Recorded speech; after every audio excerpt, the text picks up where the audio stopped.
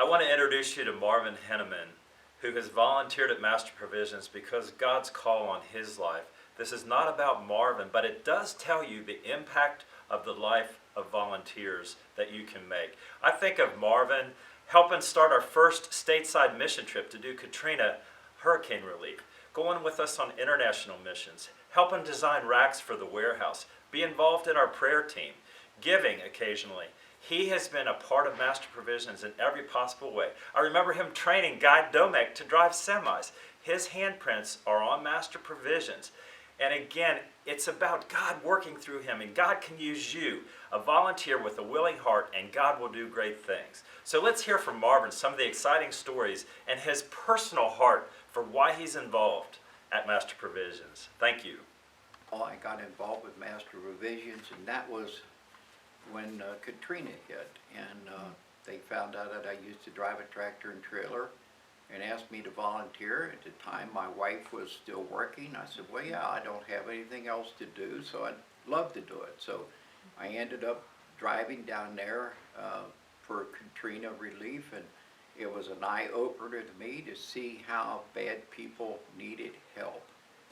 We went to Niger, and when we went to Niger,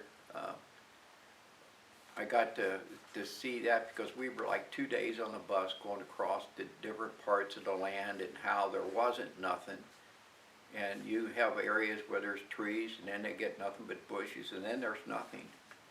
And realizing these people, looking at that, how hungry they was because they didn't have anything. And that's why there were no animals, because when you're hungry, you're going to eat whatever you can find. Getting to go through that and volunteering, I know that that's the biggest thing, volunteering to go do this.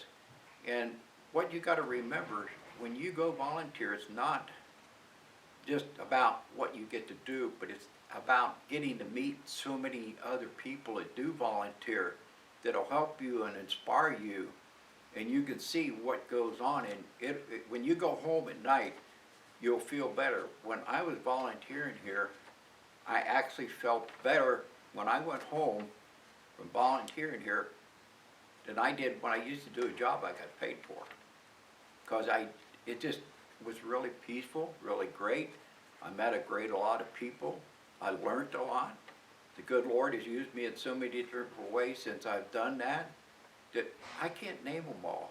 He's really been awesome.